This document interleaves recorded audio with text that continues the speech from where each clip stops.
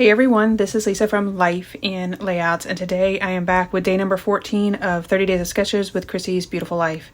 Today's sketch comes from Carina Nilsson, and it is this really cool sketch with a ton of circles. I decided to pull out my new collection of Blvd Carson to document some photos of Eli and I playing this really cool Nerf Bullseye game that he got for Christmas one year. In the collection, there was this embellishment piece that had a bullseye on it with what looks like darts. I thought that I could take these circles and make a dartboard with it. I tried to find colors that were close to that embellishment piece, so I do have a gray. It's a little bit darker than what that embellishment piece is.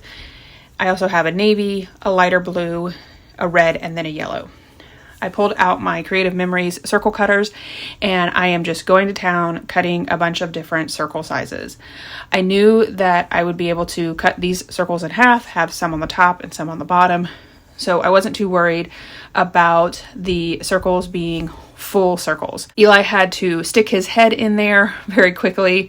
He's definitely becoming more knowledgeable of being on camera and wanting to be on camera more. With the larger circles, I did want to make sure that those were full circles, but once I got those cut out, I decided that whatever paper was left, I was going to try to cut some circles on it.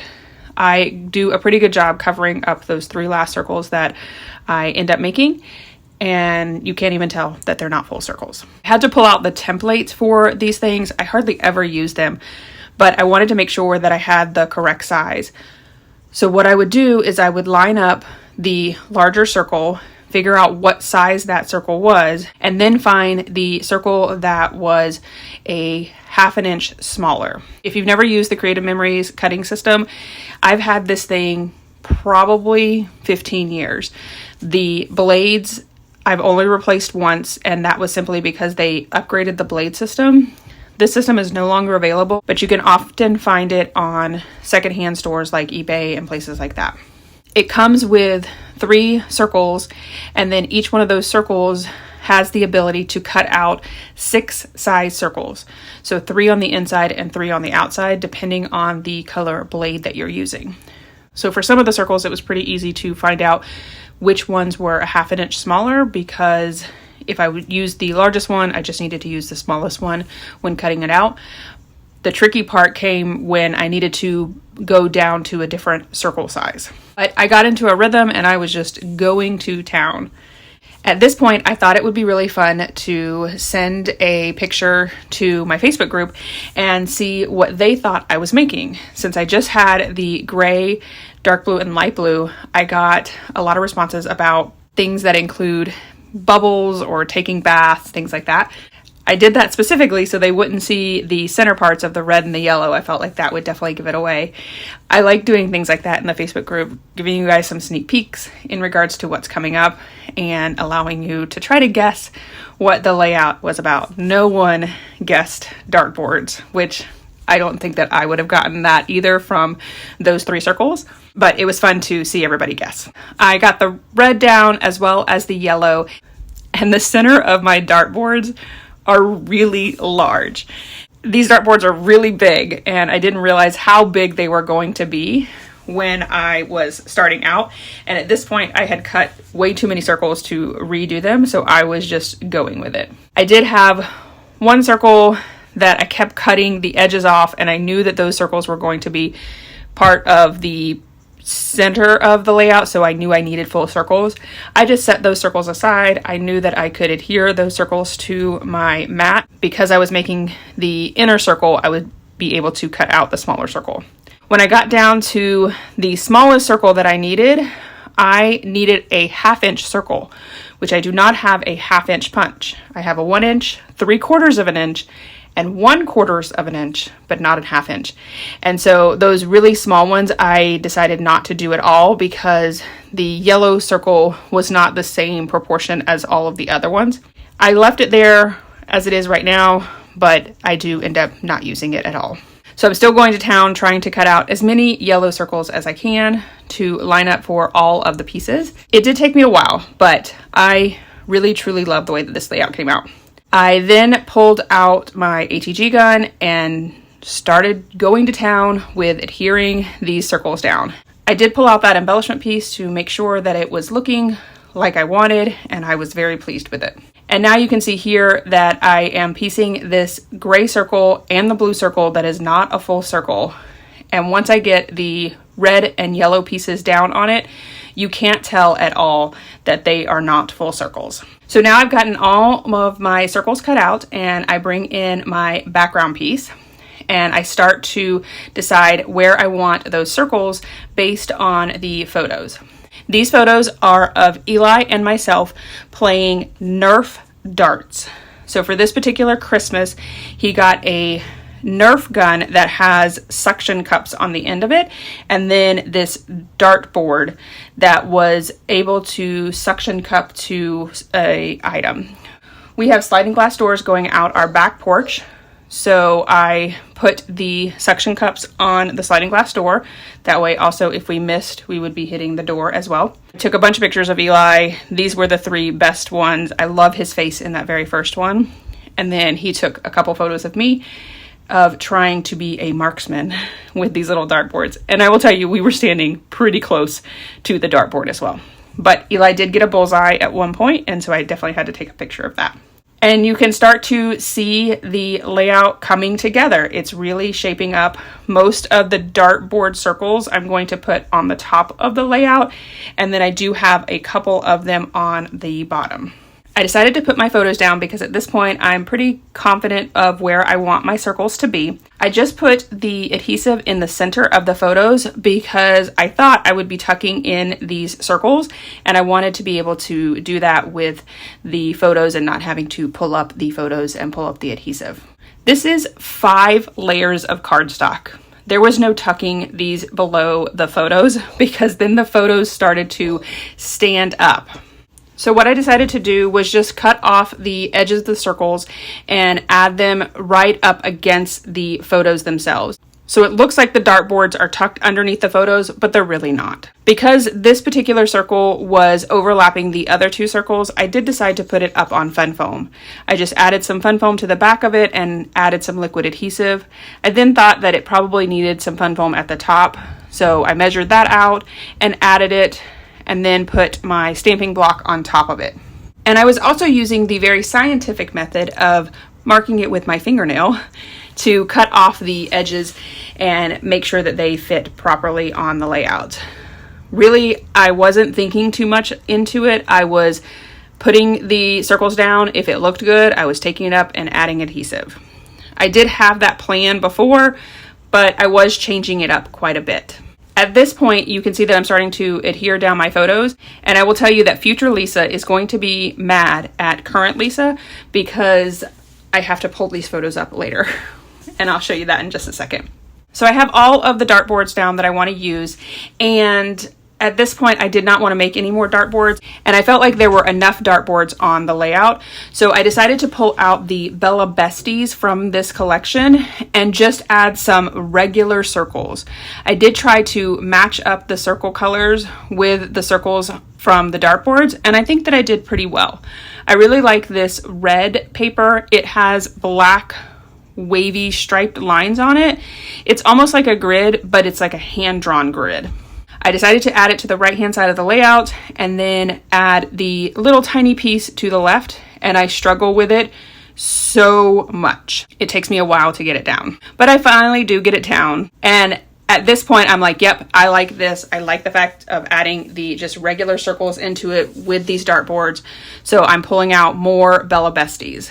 I pulled out this yellow gingham, and I am using the templates to make sure that I'm cutting the circles at the right area, then cutting the circles in half. Just like my Doodlebug Petite Print, I like to save these Blvds as much as I can.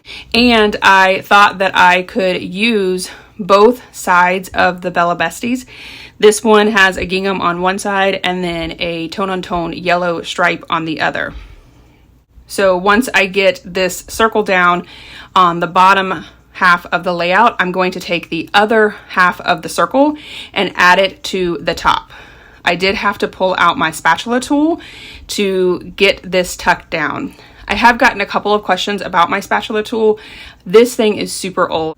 It's from a toolkit from the Cricut, but I do have on my Amazon storefront a spatula that is very similar to this one. I don't think this one's sold anymore. And I will tell you, I use it a ton because I put adhesive down way too much before I really should. I also pulled out this blue paper. It has really tiny, small black polka dots on it, and added it to the left-hand side. And then I took just that very small slither and turned it over and added it to the right-hand side of the layout so that it just peeks out just a little bit. This template is really handy because I can see exactly what size circle I need to cut out, so I am able to save my paper as much as possible. You can see I am cutting it as close as possible to the edge. I also pulled out this blue gingham, and on the back of it, it has stripes. As I was editing the video, I thought to myself, I probably should have put the stripe one down on the bottom right since it was next to the yellow gingham, and then added the gingham to the left-hand side of the layout, but I just went with it. So on the left-hand side of the layout, I do add the stripes next to the navy paper as well as that other dartboard. And then from that same circle, that little piece that I cut off, I added it over to the top right and tucked it behind that circle as well. Then I pulled out this orange paper. This one is from the collection itself, not the Blvds. It has tone-on-tone stars on it. And I cut a circle out of that one, and I'm going to add it to the bottom right-hand side of the layout. Once I get it cut in half, again, using my very scientific method of my fingernail, I'm going to adhere it down. And then you can see what I was talking about in regards to future Lisa being upset with past Lisa, having to use that spatula a lot more than I wanted to. I used the other piece of that circle on the upper left-hand side, and I did overlap it to the right-hand side of the layout. I had to pull that very small slither piece up so that I could tuck the orange circle behind it. And then just using my X-Acto knife, cut off the edges and added the other piece to the right-hand side of the layout. I am loving the way that this came out, but I will tell you that the fact that my big chewy nerds made it to the video, I was very stressed. It took me a very long time to put this layout together. So now I have this embellishment piece and I'm trying to figure out where I can add that. I thought about in the bottom right. I also thought about in the upper left, but I really wanted my title to be there. So I decided to put that aside for a second, and the sketch calls for a small little embellishment cluster on the right-hand side of the layout. So I started to cut some smaller circles, and I was just using these scraps because I knew that it wasn't going to be a very big piece. I cut out the red paper that has the wobbly grid lines on it. And then I decided to bring out my Big Shot and use these banner dies to cut out 2 banner pieces. I am just using the scraps because these banner pieces are really small. And once I get everything tucked in, you're not even going to be able to tell that these banner pieces are very, very crazily cut, especially this blue one. Wait till you see it come off that Big Shot because there's not much to it at all. I added the yellow circle down, and then you can see where I put the blue banner piece down, but then I put the navy blue circle on top of it, and it covers up that shape that is missing from it. So I just used my ATG to get all of those pieces down, and I'm really surprised at how well that all came together just from some scraps of the Blvds. Then I used my X-Acto knife to cut off the excess pieces from the edge of the paper. I finally decided that I did want the bullseye from the collection down in the bottom right-hand side since I knew that I wanted my title in the upper left-hand circle. I also had some dart pieces from the collection and I started adding those around the layout as well. So I added one little dart in the upper right-hand cluster, and then I went off camera trying to decide on a title, and I ended up with this title called Aim, Shoot, Bullseye. And I pulled this from a couple of different pieces online. I was looking for some ideas. I actually ended up on a shirt website trying to find a title or theme or something from that website. And this title was pieced together because the title that was on the shirt, which actually contained a bad word. So I decided to pull some pieces together, and I love it. I love this title of Aim, Shoot, Bullseye. And then also the word shoot has a bullseye in the center of the letter O. So once I got it cut out in white, I then cut out really tiny pieces of the O in the navy, the light blue, and the red. I decided to go ahead and adhere the word aim and bullseye down so that I could figure out how I was going to make that shoot work, because the O has the bullseye in it, but then the arrow goes into the other O.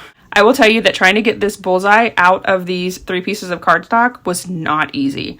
I probably should have gone over it one more time in the silhouette, because I did have to use my X-Acto knife and piece it together. The biggest issue was that the bullseye pieces, I wasn't sure what was attached and what wasn't, because it didn't cut out like it should have. So I didn't want to rip anything, and I absolutely could have recut it. It probably would have been a lot simpler to cut it, but once I get into it, I'm just like, it is what it is, and we're just going to go to town with it. I wanted all 3 pieces as well, because I wasn't sure which piece I was going to use. So once I got all 3 of the rings cut out as well as the arrow, I then started looking at the white piece, because I knew that I was going to put the cardstock on top of it. So I decided to make the center circle and the arrow the navy blue, and then the outer circle I'm going to do red. There is one circle that's free on the O, and so that circle is going to look like it's yellow because of the background piece. Once I get everything adhered down, I do add the bullseye down first, and then I'm able to add the other letters down so that they fit nicely. I was trying to also go with a arch, not a huge arc, but an arch on the word, because there is an arch on the word aim. And then I liked the bullseye being straight, and the Y of the bullseye did kind of come down a little bit on the photos. So I had 2 more dart pieces that I wanted to use, and I ended up putting that on the right hand side, and I'm actually going to put my journaling over there as well. I did my journaling offline, and it says, "Did you know Nerf's got suction darts? Eli unwrapped this gem for Christmas, and you know what that means. Dartboard time. We couldn't resist seeing who could land a bullseye like a sharp-shooting superstar." I then pulled out some of the embellishment pieces that I thought would work. I found a skull, as well as some puffy stickers in a happy face that has like a star and an X in its eye. And then in the bottom right-hand side, I just added the star that says All-Star, as well as a square that has a star on it. And then I found some word phrase stickers. In the upper right, I added the word fun. And then over by the title, I added the word happy. And then I went around with my ATG as well as my liquid adhesive, making sure that everything was adhered down. And then that is it for this video. Here is my final layout as well as some close-ups. Make sure you check out the playlist that is listed below to see how everyone else interpreted this sketch. If you enjoyed this video, if you wouldn't mind giving me a thumbs up, I would really appreciate it. If you haven't done so already and you want to see more double page layout inspiration, make sure you hit that subscribe button. Thanks everyone for watching, and I hope that you have a scrappy day.